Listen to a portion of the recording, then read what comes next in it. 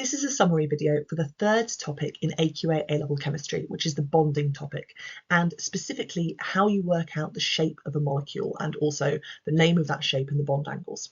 So we're going to look at how you work out the number of regions of electron density around a central atom, what the basic shapes based on that number of regions of electron density are and what their bond angles are, and then also what the impact is of having lone pairs on those bond angles.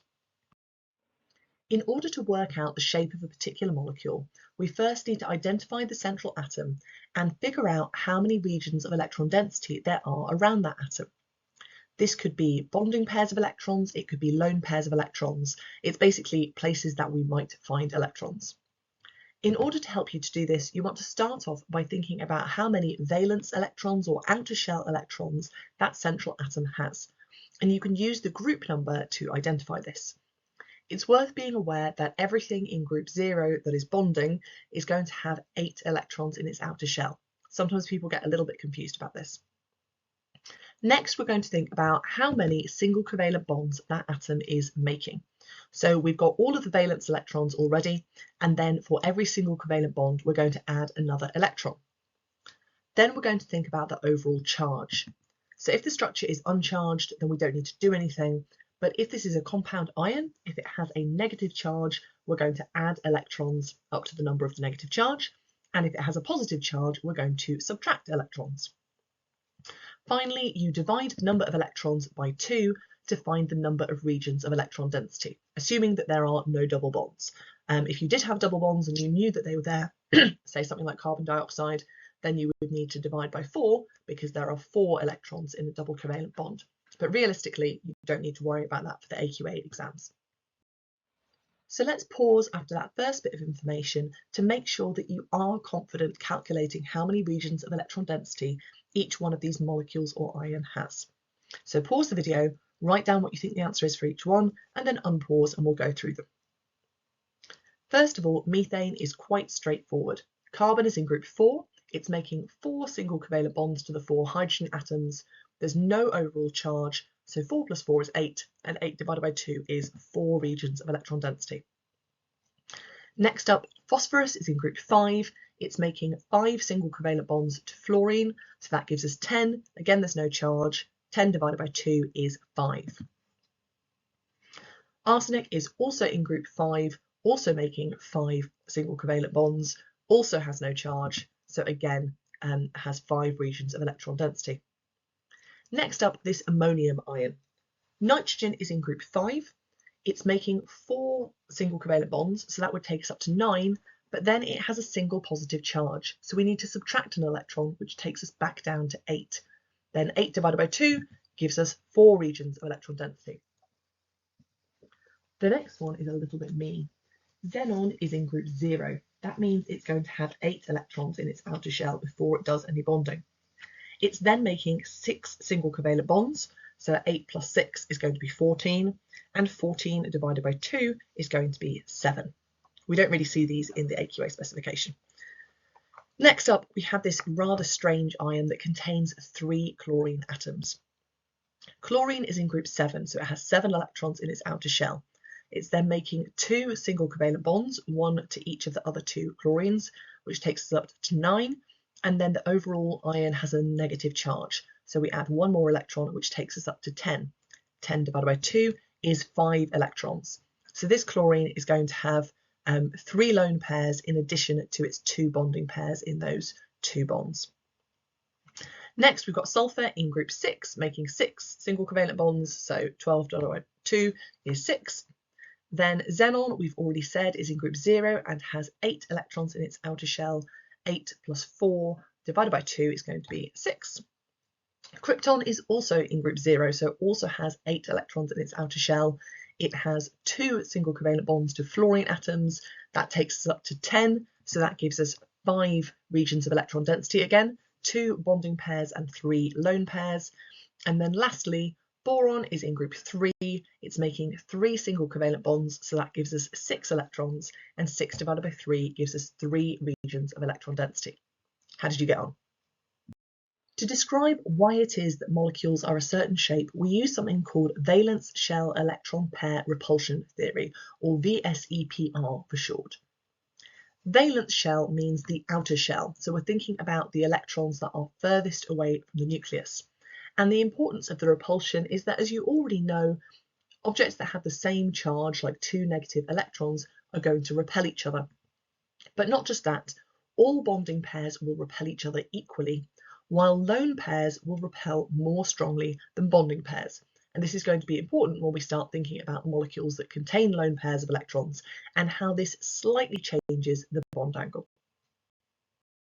Before we worry about the names of these shapes and the impact of lone pairs, let's just think about the bond angles involved. So as we've said, the bonding electrons are going to position themselves as far apart as possible. So in this first example, I have a central atom bonded to two other atoms, and the furthest apart that the electrons can be, remember it's the electrons that are repelling, not the atoms themselves, is a bond angle of 180 degrees. So they're literally at either side or at top and bottom. Quite similarly, our three bonding atoms have got a bond angle of 120. Again, that's quite easy to get your head around, because if you just draw a circle and then divide it up into three portions, you get 120 degrees. Now, our four atom bonding is going to give us a slightly different bond angle that might surprise you. And the reason it's probably going to surprise you is that these first two molecules are basically flat. They're basically 2D. So we're just splitting up a circle. And if we split up a circle into four, then we would get 90 degrees. But that's not actually what we have here, because these bonding electrons are trying to push as far apart as possible, and they can do that in 3 dimensions. So we're actually splitting up a sphere, not a circle. And that means that your basic bond angle here is 109.5 degrees. Then we move on to our last two shapes with 5 and 6 different bonding pairs. So for this 5 one, if you're not very familiar with how these diagrams look, it might be a bit confusing. But what you need to imagine is 3 bonding groups all sort of spread out to form a circle. I tell people to picture it like a tutu, like a ballerina wearing a big puffy skirt, and then one directly above and one directly below. So we've got a bond angle of 120 degrees between the 3 that are forming that sort of horizontal tutu skirt, and then a bond angle of 90 degrees between that tutu skirt and the bonding electrons that are above or the bonding electrons that are below. So we have 2 different bond angles. And then for this final example, this is where we do have our flat 2D circle split into 4 to give us bond angles of 90 degrees between those 4, and then we also have this same 90-degree angle between that flat 2-2 and the bonding electrons above and below. We've mentioned these lone pairs of electrons. So the point of a lone pair of electrons is that it's not causing a covalent bond to happen, it's just sort of there.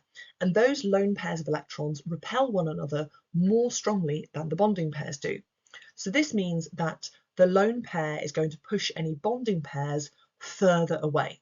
And therefore, if you've got 2 bonding pairs and a lone pair, the 2 bonding pairs are going to be closer together than you would expect normally.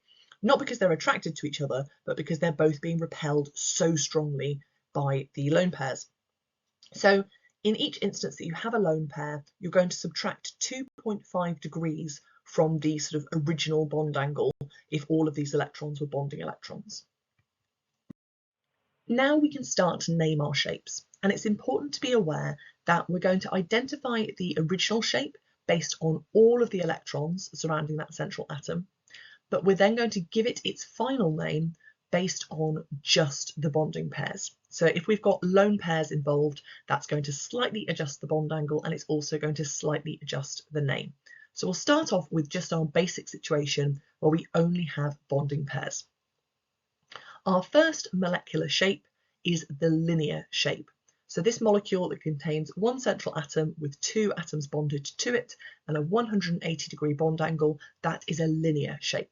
So an example of this could be something like carbon dioxide. It could also include some of the examples that we met earlier on, where we had maybe 5 electron pairs, but 3 of them were lone pairs and there are only 2 bonding pairs left. And we'll look at some examples like that in a second. I'm getting ahead of myself. So then our second basic shape, where we have this 2D shape with 3 bonding pairs equally spread out to give us a bonding angle of 120 degrees. This is what's called trigonal planar. So think trigonal like diagonal. Then we move on to tetrahedral, which is where we have 4 bonding pairs that are equally spaced apart. Then we've got bipyramidal, this is our one with 5 bonding pairs, and finally octahedral. And octahedral often throws people because they think, well, surely oct means 8, like an octopus. And it does, but the octahedral shape, even though it has 6 bonding electrons, if you were to sort of put a sheet between each of those, what you would create is a 3D shape with 8 sides. So that's why it's called octahedral, even though it has 6 things bonded to that central atom. So now we're going to start thinking about alternative names for these molecules. And rather frustratingly, there are some mark schemes where if you just name the basic shape, you do still get the credit, but that doesn't always seem to be the case. So I would definitely be aiming to learn these. So our linear example is just linear. That's the only version we're going to worry about. Then our trigonal planar, if we've got 1 lone pair instead of 3 bonding pairs, our bond angle between those 2 bonding pairs of electrons is going to reduce to 118 degrees, and we're going to refer to this molecule as being bent or being V-shaped. Then we've got our alternatives for our tetrahedral. So if we're missing 1 bonding pair of electrons, we have a lone pair instead. This is called trigonal pyramidal, so try not to mix it up with trigonal planar. So this would be something like an ammonia molecule. And then we've also got bent or V-shaped if we've got 2 lone pairs. So this would be a water molecule. Then we've got our seesaw if we've got 5 regions of electron density, but only 4 of them are bonding pairs. And also T-shaped if we've got 2 lone pairs, and linear if we've got 3 lone pairs. So this could be something like krypton difluoride. Krypton's in group 0, so it has 8 electrons in its outer shell. It's making 2 extra bonds to the difluoride. So that makes 10 in total, so 5 regions of electron density, but it's only making 2 bonds. So the fluorine atoms would be at the top and the bottom as far apart as they can be, and our bond angle would be 180 degrees because those lone pairs are sort of spread out to be as far apart from each other as they can be. And then we've got our various altered options for octahedral. So if we've got 1 lone pair, we're looking at square pyramidal. So if you imagine those 4 in the middle forming like a flat sheet, like a base, and then it's forming a pyramid that goes down to that bottom bonding pair. Then we've got square planar. So this is kind of what you might have been tempted to imagine when you thought about those 4 bonding pairs. 90-degree angles between the 4 of them, and then nothing above them, nothing below them. Then we've got T-shaped, and then again we've got linear if we've got this time 4 bonding pairs, 4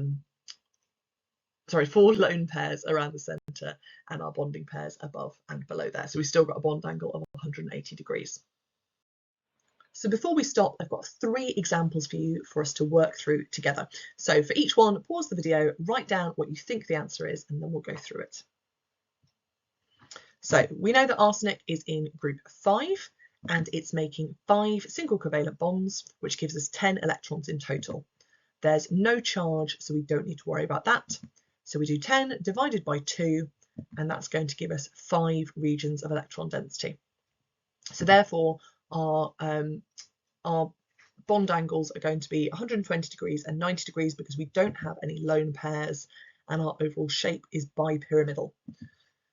So our bond angles are going to look a little bit like this: 120 degrees between the 3 atoms that are forming that 2-2 and the bonding pairs of electrons between them, and then 90 degrees between that sheet in the middle and then the vertical fluorines above and below.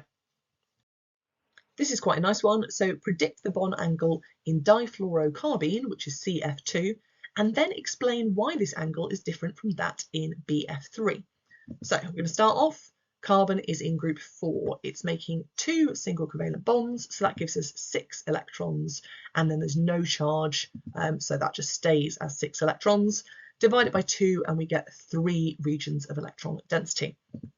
So that's going to give us our basic shape that looks a bit like trigonal planar, but we've got one lone pair, and the lone pair is going to repel those bonding pairs more strongly than they repel each other. So that means that we're going to have a slightly decreased bond angle. Then boron trifluoride. Boron is in group 3. It's making 3 bonds. Again, we've got an uncharged molecule. So again, we've got 6 electrons, and again, we've got 3 regions of electron density. So this time we've got our classic trigonal planar shape. So this one is going to have a bond angle of 120 degrees, but in our first example, we're going to remove 2.5 degrees to give us 117.5. And the reason for that is that the lone pair bonding pair repulsion is stronger than the bonding pair repulsion. So therefore the bond angle is reduced. Finally, one more example for you, and this time it's a compound ion, so we have to worry about that charge as well. Predict the shape of the tetrafluoroaluminate ion AlF4-. Draw a diagram to show its three-dimensional shape, name the shape and suggest values for the bond angles. Explain your reasoning. So first up, we've got aluminium in group 3, and it's making 4 single covalent bonds, so that takes us up to 7 electrons, but it's also got this negative charge here, so we need to add a further electron. So we've got 8 electrons. That means that we're going to divide that by 2, and we're going to have 4 regions of electron density. So that means that our basic shape is going to be tetrahedral, and actually we don't have any lone pairs at all. So our bond angle is just going to be 109.5 degrees C, because the bonding pairs are all going to repel each other equally, and there's no lone pairs to change that. So we just get this basic tetrahedral shape. Thank you very much for watching, and I hope you're now feeling slightly more confident with this shapes of molecules topic. If you are finding these videos useful, then don't forget to like and subscribe for more A-level chemistry content coming soon.